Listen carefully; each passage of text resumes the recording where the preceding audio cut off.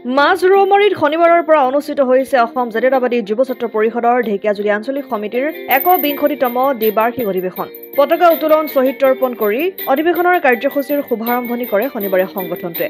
অসম জাতীয়তাবাদী যুৱ ছাত্ৰ পৰিষদৰ ঢেকিয়াজুলি আঞ্চলিক সমিতিৰ সভাপতি ভগৱান বৈশ্যই পতাকা উত্তোলন কৰাৰ লগতে সংগঠনটোৰ ঢেকিয়াজুলি আঞ্চলিক সমিতিৰ সম্পাদক অংকুৰ ৰাজবৰাই শ্বহীদক স্মৰণ কৰি শ্ৰদ্ধাঞ্জলি কাৰ্যসূচীৰ শুভাৰম্ভণি কৰে। কাৰ্যসূচীত সংগঠনটোৰ কেন্দ্ৰীয় মুখ্য উপদেষ্টা ৰাণা প্ৰতাপ বৰুৱা উপস্থিত থাকি সাংগঠনিক দিশত গুৰুত্বপূৰ্ণ ভাষণ আগবঢ়ায়। উক্ত কাৰ্যসূচীত সংগঠনটোৰ কেন্দ্ৰীয় সাহিত্য সম্পাদক সুজিত কটকী, শোণিতপুৰ জিলা সমিতিৰ ভাৰপ্ৰাপ্ত সভাপতি দিলীপ শৰ্মা, জিলা সমিতিৰ সাধাৰণ সম্পাদক জিতু তালুকদাৰ, কেন্দ্ৰীয় কাৰ্যনিৰ্বাহক সদস্য উপেন্দ্ৰ কুমাৰ নাথ, শোণিতপুৰ জিলা সমিতিৰ সাহিত্য সম্পাদক ধৰণী কেওটৰ লগতে কেইবাগৰাকীও কেন্দ্ৰীয় নেতা, শোণিতপুৰ জিলা সমিতিৰ বিষয়ববীয়াৰ উপৰি আঞ্চলিক আৰু শাখা সমিতিৰ নেতাকৰ্মীসকল উপস্থিত থাকে। অসম জাতীয়তাবাদী যুৱ ছাত্ৰ পৰিষদৰ ঢেকিয়াজুলি আঞ্চলিক সমিতিৰ আজি ১২০তম দ্বিবাৰ্ষিক অধিৱেশনৰ ইতিমধ্যে পতাকা উত্তোলন হ'ল। আঞ্চলিক সমিতিৰ সভাপতি ভগৱান বৈশ্য ডাঙৰীয়াই পতাকা উত্তোলন কৰিলে। সাধাৰণ সম্পাদক অংকুৰ ৰাজ বৰাই শ্বহীদলৈ শ্ৰদ্ধাঞ্জলি জনালে। প্ৰয়াত সতীৰ্থসকলৰ লগতে জাতীয়তাবাদী যুৱ ছাত্ৰ পৰিষদৰ যোৱাকালি আমাৰ উপদেষ্টা প্ৰাক্তন ঢেকিয়াজুলি আঞ্চলিক সমিতিৰ সাধাৰণ সম্পাদক ধ্ৰুৱজ্যোতি মহন্ত ইতিমধ্যে বিয়োগ ঘটিছে আৰু তেওঁলোকো শ্ৰদ্ধাঞ্জলি জনোৱা হ'ল। এইখিনি সময়তে মই অসম জাতীয়তাবাদী যুৱ ছাত্ৰ পৰিষদৰ ঢেকিয়াজুলি আঞ্চলিক সমিতিৰ অন্তৰ্গত উৰিয়ান্তলী শাখা সমিতিৰ এগৰাকী প্ৰাথমিক সদস্য। ঠিক সেই অনুসৰি আজি ঢেকিয়াজুলি আঞ্চলিক সমিতিৰ এগৰাকী উপদেষ্টা। আজি এখন প্ৰতিনিধি সভা ঢেকিয়াজুলি আঞ্চলিক সমিতিৰ। এই প্ৰতিনিধি সভাত আমাৰ যোৱা ২টা বছৰৰ কাৰ্যাৱলীৰ বিষয়ে আলোচনা হ'ব আৰু এই কমিটিখন আনুষ্ঠানিকভাৱে ভংগ কৰি নতুন সমিতি এখন গঠন হ'ব। আমি আচলতে আজিৰ এই অধিৱেশন যদিও আয়োজন কৰিছোঁ, ইতিমধ্যে আমাৰ আচলতে সময়ো নাই। অহা 11 তাৰিখে জিলা সমিতিৰ অধিৱেশন ৰঙাপৰাত।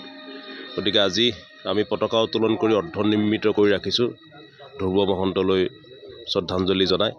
আৰু সাংস্কৃতিক যি কাৰ্যসূচী আছিলে ৰাতি, আমি এই সাংস্কৃতিক কাৰ্যসূচী আজি আমি আচলতে স্থগিত ৰাখিছোঁ। অহাকালিলৈ এই সাংস্কৃতিক কাৰ্যসূচী অনুষ্ঠিত হ'ব তেখেতলৈ শ্ৰদ্ধাঞ্জলি নিবেদন কৰি। আৰু এই সময়ছোৱাতে মই ঢেকিয়াজুলি আঞ্চলিক সমিতিৰ সমূহ সংগ্ৰামী সতীৰ্থলৈ আৰু মাজৰৌমাৰী শাখা সমিতি আৰু মাজৰৌমাৰীৰ আয়োজক সমিতিৰ মাজৰৌমাৰীবাসী ৰাইজলৈ মই অভিনন্দন জনাইছোঁ। খুব কম সময়ৰ ভিতৰতে ঢেকিয়াজুলি আঞ্চলিক সমিতিৰ আজি অধিৱেশনখন ইয়াত আয়োজন কৰিছে। আমাৰ যিটো উদ্দেশ্য, আমাৰ যিটো উদ্যম আছিলে, আচলতে গোটেই উদ্যমটো ধ্ৰুৱদা আঁতৰিয়ে আমাৰ গোটেই উদ্যমটো হেৰাই গ'ল। শেষ কাৰ্যনিৰ্বাহক যোৱা পৰহি শেষ কাৰ্যনিৰ্বাহকতো তেওঁ আমাৰ নিজৰ লগতে আছিলে। আজিৰ সভাখনলৈ ৰাতিপুৱাই আহিলেহেঁতেন। যি কি নহওক, মানুহ এদিন সকলোৱে এদিন যাবগৈ। আমি তেওঁলোলৈ গভীৰ শ্ৰদ্ধাঞ্জলি জনাইছোঁ। আৰু আজিৰ এখন প্ৰতিনিধি সভাই এখন শক্তিশালী সমিতি গঠন হৈ পৰৱৰ্তী সময়ত শোণিতপুৰ জিলা সমিতিখন শক্তিশালী কৰি জাতীয়তাবাদী যুৱ ছাত্ৰ পৰিষদক আৰু জাতীয়তাবাদক আগুৱাই নিব বুলি মই আশা প্ৰকাশ কৰিছোঁ। ঢেকিয়াজুলিৰ পৰা প্ৰশান্ত বৈশ্যৰ ৰিপৰ্ট, অসম আদিত্য। NKS হুণ্ডাইলৈ স্বাগতম। নৰ্থ ইষ্টৰ প্ৰথম GDSI 2.0 ফিচাৰ্ছ ডিলাৰ হৈছে NKS হুণ্ডাই। অত্যাধুনিক সা সুবিধাৰে তৈয়াৰী মষ্ট আপডেটেড হুণ্ডাই ডিলাৰ এতিয়া ডিব্ৰুগড়ত। আমাৰ NKS হুণ্ডাই ডিলাৰত open sales consulted room, customer ৰুমৰ লগতে পুৰণি গাড়ীৰ এক্সচেঞ্জ ফেচিলিটিও ৰখা হৈছে। ইয়াত চেলছৰ লগতে ছাৰ্ভিচ ছেক্টৰৰ সুন্দৰ সুবিধা আছে। প্ৰয়োজনীয় সকলো এডভান্স টুলছ, হুইল বেলেন্সিং, এলাইনমেণ্টৰ অত্যাধুনিক machine, post hydraulic lift, fully ট্ৰেইনমেণ্ট পাৱাৰৰ লগতে nitrogen gas filling facility, fully automatic car ৱাছৰ ফেচিলিটিও আছে। লগতে NKS হুণ্ডাই ডিলাৰে কাষ্টমাৰসকলৰ সুবিধাৰ্থে মোবাইল ছাৰ্ভিচ ভেনৰো ব্যৱস্থা ৰাখিছে, য'ত হাইড্ৰলিক লিফ্ট, ৱাশ্বিং facility, wheel balancing, tyre pressure check কৰাৰ লগতে বহুখিনি সুবিধাই উপলব্ধ আছে।